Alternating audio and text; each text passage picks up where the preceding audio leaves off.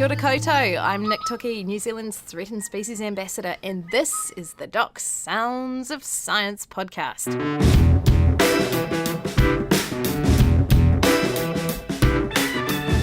Kia ora, ko Nick Toki tēnei. He konai I pirangi tēnei e pā ana ki ngā Sounds of Science. Every episode, we talk about the work being done behind the scenes by Doc's technical experts, scientists, rangers, and the experts in between. Today, I am very excited. We have our Department of Conservation vet on the show, Kate McInnes. Tēnā koe, Nick. Ko Kate McInnes, tōku e noa. Kei te papa ātawhai ahau e mahi ana. Tino pai.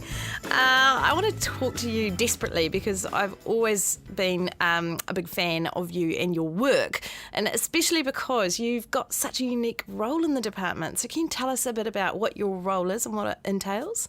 Yeah, Nick, I have the most amazing job. It's incredibly varied. There's no typical day. So one day I might be writing a document with bureaucratic language. Next day I'm out in the field collecting swabs from a lizard. And then the day after that I'm teaching some people how to bandage a bird's wing. So really my job is massively varied, and it just covers anything to do with wildlife, disease, health, preventative medicine, that kind of stuff. That is such a huge array of work, and there's only one of you. So how on earth do you make that work? Yeah, really good question, Nick. So there's actually 1.2 of me now. I have another vet one day a week, and she takes care of all the wildlife rehabilitation stuff. That is her portfolio, and I deal with everything else. But I like to see myself as a cog in a wheel. So it's not actually just me. I have this fantastic network across DOC, MPI, conservation workers, universities, vets who do wildlife work. So really I'm just there making it all happen and giving a central focus to it, but then like farming the work out to all the fantastic people who are interested. How did you start your kind of career in this field? When I was a kid, growing up outside of Brisbane in Australia, I loved Skippy the bush kangaroo, and I wanted to be a park ranger like Ranger Hammond and have my own helicopter and fly around. And then I got into vet school because I had lots of pets and loved animals. So I did that for 5 years, did dogs and cats and whatever wildlife came in the clinic. And then I came to New Zealand because I wanted to be a park ranger. I wanted to get back to what I wanted as a kid. And so I did that for a couple of years working for DOC, and then the kākāpō team came along and said, would you like to be a ranger and a vet? And I was like, dream come true. So they put me in a helicopter, flew me out to Whenua, and my career began. Oh, and you would have just been imagining old Skippy the bush kangaroo. Absolutely. That whole trip. Yeah. As a little aside, someone told me that, because I used to watch Skippy the bush kangaroo. I imagine some of our listeners probably never heard of it, but it was a great show for those of us in these slightly older Gen X I've kind given of my age bracket. away. All you millennials out there might be struggling. And someone told me that, you know those scenes where you see Skippy like fly in the helicopter, and that it was one of those bottle openers that had kangaroo paws as the handle? Yeah, it wasn't the whole kangaroo flying that helicopter. No. Childhood dreams crushed in an instant. So what's the difference, I suppose, from being a wildlife vet, particularly New Zealand native species? You're probably the only person in the world really with those kinds of skills, to, domestic animal vet. Yeah, completely different. And I guess it's a big mind switch, especially so you've got vets in clinics who do dogs and cats, and it's all about you and the pet and the owner. So it's a fairly small group of people making decisions. Then you get vets who work in like a clinic who do wildlife, and they then have to consider what DOC wants about the wildlife. And then you have me, and I'm dealing with populations. So I'm not dealing with just one lizard or one kākāpō. I'm dealing with the whole group of them, either on that island or on the mainland. And so I've got to be a bit of an ecologist as well as a vet. And it's quite a mind switch to come around to that, but it's something that I'm really comfortable with and I really enjoy doing. That actually, I want to pick up on that point about populations versus individuals, because it's something that we strike often in conservation. It's quite hard for the general public, I think, sometimes to understand that we are focusing on net benefits to populations. So what is the greater good for the whole of the population? And I think that can be really challenging when you've got an individual animal that can't be fixed.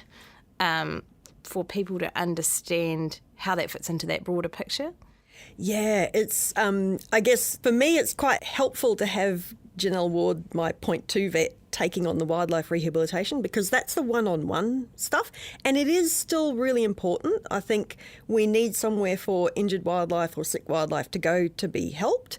And sometimes it can make a difference. So like for a kerruroo, they spread seeds. And so if we can keep them going in urban populations, we will have revegetation going on. So my backyard is actually half an acre and it's all revegetated because there's been seeds in the soil or seeds brought in by other birds. So that's just a little local bit of conservation. But then the population side is quite a different approach, and it is that big picture thing. And so you need to be able to switch your thinking from I have to save every individual to if I spend $10,000 fixing the leg of this takahe, will that actually fix the population? Or should I spend that $10,000 on 100 new traps and someone to run them, and we have 10,000 hectares of land for them to be breeding on?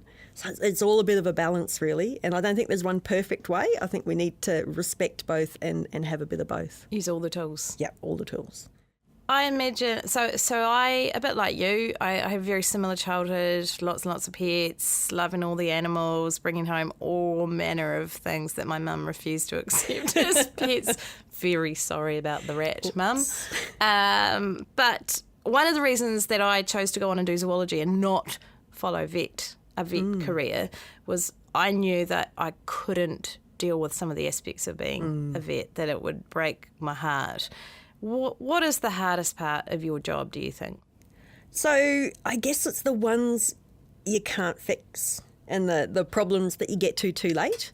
So I think the possibly the most satisfying but also worst experience of my kākāpō career was when we had some birds die. And it was a very, very difficult time. But because we were prepared for it and we had systems in place, we were able to respond very, very quickly. We had external people like Massey University doing necropsies for us so we could diagnose what was wrong. We had community people donating stuff, whether we needed it or not. They just wanted to be part of fixing the problem. And we had this random company contact us and say, hey, we've got a vaccine that will work for that bacteria. Do you want it? We'll fly it to you tomorrow.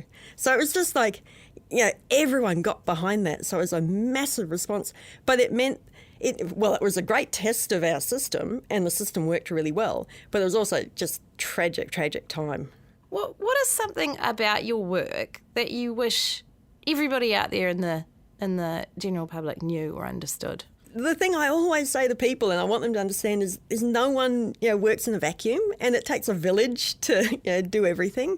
And so the thing I really enjoy and I want to promote the most is these connections between the researchers and the vets and the conservationists, because the more people you have doing that, the more work we get done. So, for example, when we're investigating a disease, we often don't have a test that will detect it. And so you then go out to these networks and you find, someone's doing a PhD on, gut bacteria, and they can run a next-gen sequencing, system, which is just like the gold standard for testing, and they'll do it for free. And suddenly you've got these amazing technological advances that you can't always know about because you can't know everything, but someone else comes along and shows you a new way to do it, and then you get a diagnosis that you never could have got by yourself. So yeah, that's one of the best parts of my job, really. Yeah, I mean, you're kind of lucky because you're right at the cutting edge with those connections of some of the real game changers, I suppose, in wildlife vet science. Yeah. Well, and I think for that, using the hoiho example in Dunedin, they're a huge part of the local economy and the local identity, and they're actually in quite a bit of trouble at the moment. So we've got 3 different diseases that are affecting them. We've got a Corynebacterium, which is a bacteria that they get in the mouth, and it causes these big ulcers in the chicks' mouths, and a lot of them will die. We haven't got a cure for that yet. And then we've also got avian malaria, which is probably came over with exotic passerines, and it's been spread all around the country because it's in blackbirds and sparrows and thrushes. So, it's everywhere. And last year and this year we've had a big problem because of the big rains. We've got lots of mosquitoes, and then the malaria's gotten into the penguins. And then we also have what we're calling an unexplained mortality, but we think it's a marine biotoxin. And every now and then we'll get a few penguins die of it, or one year we had many, like we had dozens of penguins die.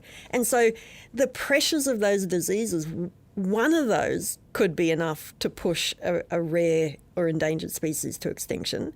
But all three at once, hammering these poor little hoi-ho in one area, I'm actually really concerned about what the future is for those birds in that area. And so those 24 starving penguins that Lisa O'Giller's looking after at the Dunedin Wildlife Hospital, that might be vital to keeping this population in Otago and actually turning around the problem. So we really rely on people to be doing that work. Yeah, in that instance, they matter, don't Yes. they? They seriously matter. And you just touched on something that I think is really key to your work and then my work. So I'm always kind of like on the lookout for what's happening to our threatened species. And it's that cumulative impact of things like disease or increased predation or whatever, a species or a population can track along and it can deal with those kind of stochastic events. It can deal with random things coming in, taking out a couple, because that's part of how population kind of tracks. But what it can't deal with is when those numbers get squished down to really low levels and then they get a disease and then they get another disease, that's almost a fast track towards the extinction cliff, isn't it? So that therefore your work and the work of the wildlife vets around the country becomes priority. Yeah, and I think that's a really good point, because I've talked to ecologists who go, oh no, diseases are natural, so they should be in the population and therefore we shouldn't worry about them. And that's fine if you've got a massive population and they've got all the food and habitat and no predators or natural predators. But as soon as you start tweaking all those factors, you're just putting more and more pressure on, and that's when disease can turn around and become the problem. Apart from the unfortunate circumstances of not just one but three diseases for the hoi-ho, what are some of the other diseases that you're kind of working on or looking into? So we get quite a few undiagnosed things. So we'll have some gulls in a die-off somewhere, and often it comes back to nutrition. So it'll be a El Nino year and there's just not enough food out there. We have salmonella cropping up, not usually as a disease, just as an incidental finding when we're translocating animals and we're testing them to make sure they're not going to be typhoid Mary and spread a new disease where we let them go. But we did have actually salmonella twice in the hihi population on Tiritiri-Matangi Island. And so that was really interesting. The first time we'd never detected it before in hihi, and then suddenly we had a mum and her 3 chicks die. And we knew that because there's people there monitoring every single bird in every single nest box. So it was a site where we actually knew what was going on. How does a hihi get salmonella? Do they eat a bad sushi or something? Such a good question. So that's right. Because I remember salmonella from my student fletting days. Uh-oh. How does it get into our wildlife? So that one was really, really interesting because I guess the health department is really interested in what salmonella we have when it turns up. So if you send a swab to a lab and they grow salmonella, it will go to ESR and they will type it and tell you exactly which salmonella it is, because there's hundreds of different strains. And this was a strain that had only once been seen in New Zealand in Tauranga. And all we could surmise was that it had come in through, and this is horribly blaming the tourists, but we were trying to come up with a logical explanation. You get lots of tourists on Tiritiri-Matangi. It had only been seen once. It was probably in someone who had been visiting the country. And so we think somehow they hadn't used the toilet properly on the island and it had gotten into the water supply or something like that and gotten into these hihi. And then once it got into the hihi, because we have feeders for them, that was a site where they could spread it to others. So once again, it's difficult to know exactly how many it affected because you don't always find all the bodies because they're out in a forest. but there was an ecologist working on them at the time, and he calculated that up to 25% of the population would have died in that outbreak, which is an outrageous number when you've got such a small number on an island. Well, and again, a population or a species that had actually gone extinct on the mainland and been extinct for 100 years. Just touching on weird equipment, you mentioned equipment, and I have a favourite exhibit at Te Papa, and every time I go to Te Papa, I go and see it. It is by far the most bizarre conservation tool. You couldn't make that stuff up. And my favourite thing about it is there is a photo of a person wearing this particular piece of equipment, and in that photo is you. So can you please tell us a little bit about what is it called? The kākāpō ejaculation helmet that you were wearing and that now resides in our National Museum. I think this is my greatest claim to fame, and whenever my family or friends come to visit, I take them to see it, and they think I'm extremely strange. So this was a genuine and serious conservation tool, okay? So let's just put that out on the table first. Don't believe you. We wanted to find out if kākāpō were duds or studs. So we had a bunch of boys who'd never managed to father a baby, and we didn't know if they were fertile or not. And so we wanted to get sperm and have a look at it. And one of the ways they do that in other endangered species programs, so it's not something I made up, is if they have an imprinted boy who thinks he's actually a human, he will come down and try and mate with people. And they've done this with kestrels. I think it was the Mauritius kestrel, where they would wear a hat and the boy would bonk the hat and they could collect the sperm. It was it sounded very simple. So we thought, well, the Mauritius kestrel I think is about 250, 300 grams. It's really light. A kākāpō is 4 kilos. And we had one in our site, Sirocco, the spokesbird of New Zealand Conservation. Me old mate. We've seen him on lots of media where he's done his bonk the head thing. He sent it to me. And me. Was it pleasant? I wasn't prepared to have a 4 kilo kākāpō sitting on a little hat on my head. And I thought the hat might fall off. So I decided that a rugby helmet would be the way to go. And this is New Zealand rugby, I'm going to embrace it. So I went down to the shop, bought a rugby helmet, and I thought, it's not very attractive. And if he does produce the goods, it's just going to fall off. So I got a big tube of silicone sealant and I covered the hat with silicone, and then I made little rings of silicone. So there were little wells where the business could be done and I could collect it afterwards. You made the helmet. I made the helmet in the backyard of my Berempore house one sunny afternoon. That is amazing. So then we took it down to the island and we went and visited Sirocco, and he got very excited by the whole business. And so for about 3 nights in a row, I was out there in the evening with him bonking my head. He's quite heavy. He goes on for a very long time. He grunts the whole time he's doing it. And he didn't produce a thing. So I'm not sure if the concept was a failure or he just didn't like how we'd done it, or if he just was never actually going to do it. But yeah, so then we ended up with a photograph of it, and Te Papa heard about it, and we're doing a big exhibit on New Zealand, and we gave them the helmet. That is the best work story I've ever heard. That is amazing. And you made the helmet. That's a piece of information I did not have. Well, I feel like you should have some kind of award for that. I mean, I feel like that's a New Year's honour. I felt there was like a bit of number 8 wire going on there. We did it ourselves. We didn't pay someone $10,000. We just got a tube of silicone and went for it. I imagine you're in that position that lots of tradies are, where everybody wants advice on how to build their new deck or how to plumb in their new taps if they've got mates who are specialists in that field. Do you get lots of requests for random diagnosis from people? Oh, all the time.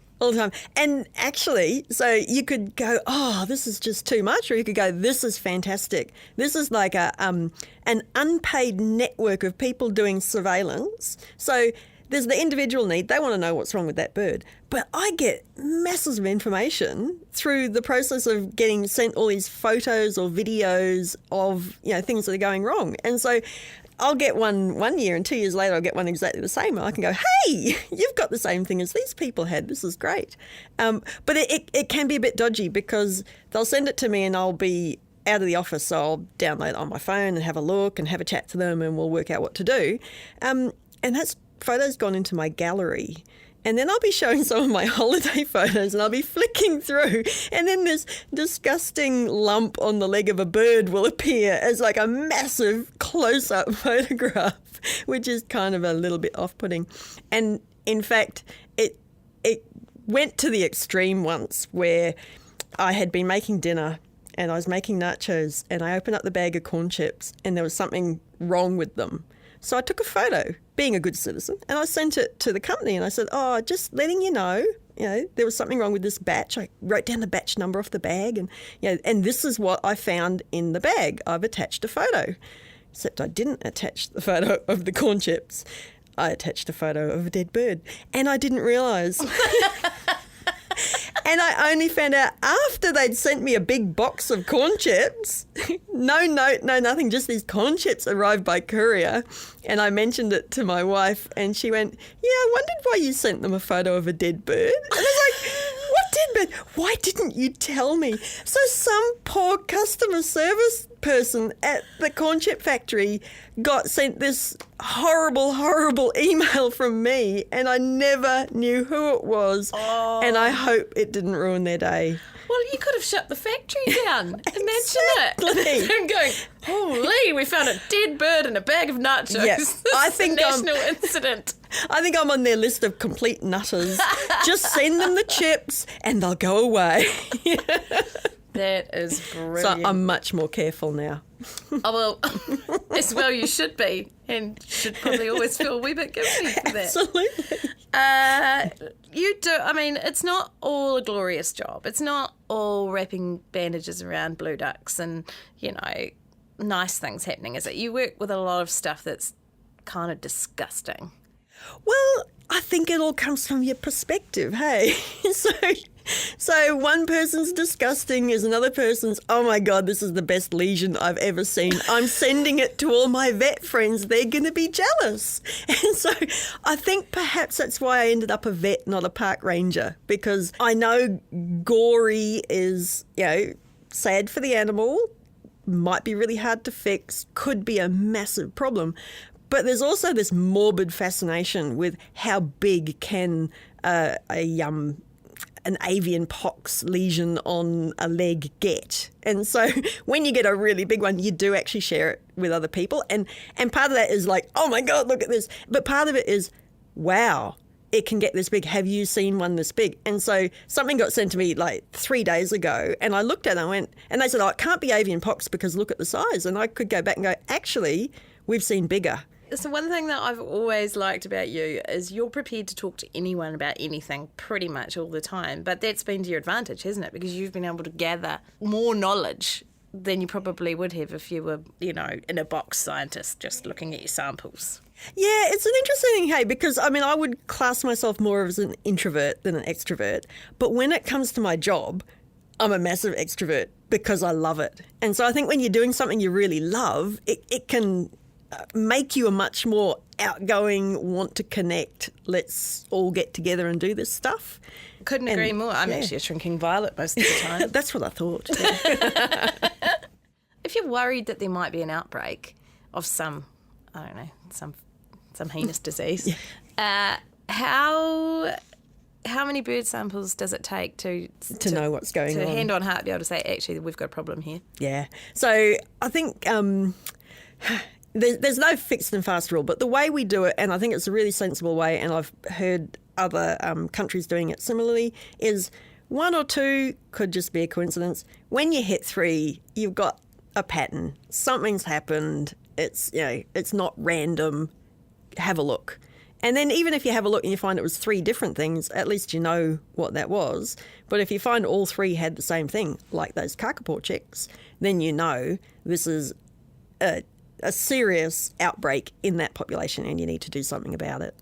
just to change tack for a second, we're here in Wellington today, and one of the growing privileges of living in Wellington now is this kind of plethora of wildlife leaping over the fences, Zealandia, and making itself at home in people's backyards. Kākā are an obvious one. Tui we've been used to for a long time now. But people obviously get very excited.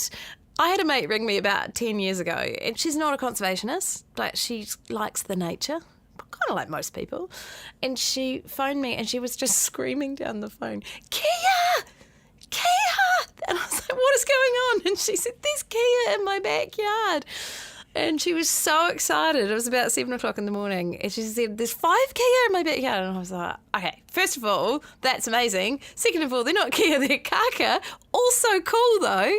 And that was really the start for me of seeing that starting to happen around here. She was so excited, wanted to know what she could do.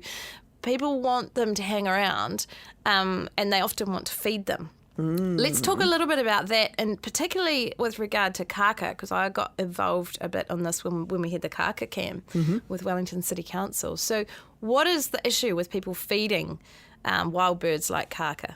Yeah, so there's quite a few things. So we do feeding as a conservation tool. We'll use it to anchor birds to a new location. We'll use it to boost productivity by feeding them something that's nutritionally balanced and promotes breeding. And we'll use it if we're having a really bad drought or something and they need to be supplemented to carry them through. So there are good reasons for feeding them. People do it because they like having them in the backyard.